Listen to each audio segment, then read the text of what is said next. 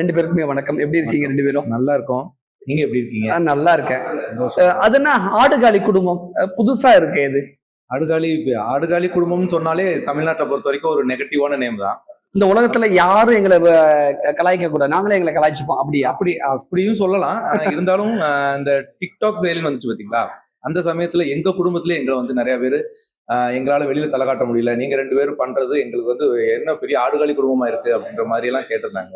ஓ! எங்க குடும்பத்திலே சொல்லி என்ன விமர்சனம் வந்துச்சோ அதே டைட்டில் ஆக்கிட்டீங்க. டைட்டிலா வச்சு பண்ணி செம. நெகட்டிவா வந்த விஷயத்த நம்ம ஒரு பாசிட்டிவா மாத்திரோமே அப்படின்னு. இப்ப தமிழ்நாட்டுல ஏகதேசம் தெரியாதவங்க இல்லைன்னு எங்களுக்கு தோணுது.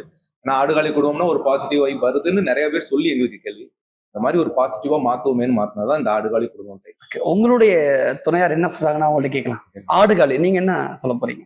நம்ம பேரை கேட்ட உடனே ஒன்ஸ் மோர் கேட்கணும். நீங்க என்ன சொன்னீங்க அப்படின்னு அதுக்குதான் அந்த பேர் வந்து தமாசுக்கு சொல்லிக்கலாம். நான் நிஜமான இதுதான். குடும்பத்துல தலகாட்ட முடியல, என்ன ஆடிக்கிட்டு திரியறேன்னு கேக்குறாங்க. குடும்ப பொம்பளைங்க இப்படி ஆடுவாங்களா அப்படின்லாம் சொல்லி கிண்டல் பண்ணாங்க.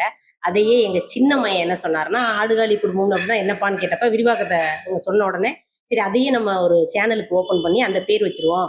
எந்த பேர்ல உங்களை திட்டினாங்களோ அந்த பேர் வெளியில தெரியாம இருக்கவே கூடாது. ஆடுகாலி வந்துருச்சு, ஆடுகாலி குடும்பம் வந்துருச்சு நமக்கிட்ட ஓடி வர்ற அளவுக்கு நம்ம நல்ல கருத்துக்களை கொண்டு போவோம், காமெடியை செய்யுங்க அப்படின்னு சொல்லி சின்னமையை சொன்னார். ஆடுகாலின்னு உங்களை கூப்பிட்டது யாரு?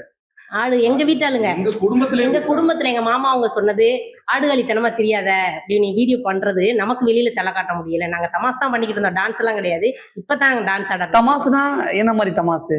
என்ன மாதிரினா ஏதாவது காமெடி மாதிரி காமெடி தான். ஏதாவது நம்ம வாழ்க்கையில இப்ப எங்க 2 பேத்துக்குள்ளே என்ன விஷயங்கள் நடக்குதோ அந்த விஷயங்களையே நம்ம மக்களுக்கு சொல்லுவோம் அப்படின்னு. ஏன்னா அப்ப அவங்களும் நினைப்பாங்க நம்ம குடும்பத்துல நடக்கிற மாதிரியே இருக்கு. நிறைய நடக்கும் போலயே. நிறைய எக்கச்சக்கமா.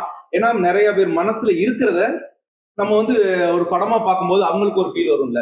இப்ப நம்ம வீட்டுல இப்ப சாதாரணமா சொல்லணும்னா இப்ப ரீசெண்டா கூட ஒரு ட்ரெண்டான மாதிரி யோ குடியார புருஷனை சொல்லுவாங்க, யோ எப்படி போறியோ அதே மாதிரி ஒழுங்கா வரணும் அப்படின்னு சொல்லுவாங்க. அப்ப நம்ம போகும்போதே நம்ம வேட்டியெல்லாம் அவுத்து விட்டுட்டு முடியெல்லாம் களைச்சிட்டு குடிச்ச மாதிரியே போயிட்டா திருப்பி வரும்போது அவங்க அதை கேட்க மாட்டாங்க பாத்தீங்களா? அந்த மாதிரி போய் ட்ரெண்ட் ஆயிடுச்சு. அப்ப எல்லாருமே சொல்றது என்னன்னா எங்க வீட்டுல எங்க வீட்டுக்காரப்படி தான் சொல்லுவோம் அப்படின்ற மாதிரி கொஞ்சம் ரீச் ஆயிடுச்சு. அந்த மாதிரி நம்ம வீட்டுல என்ன நடக்குதோ அதை படமா எல்லாரும் பார்க்கும்போது கண்டிப்பா அவங்க மனசுல நாங்க இறந்துவோம்னு தெரிஞ்சுதான் அந்த மாதிரி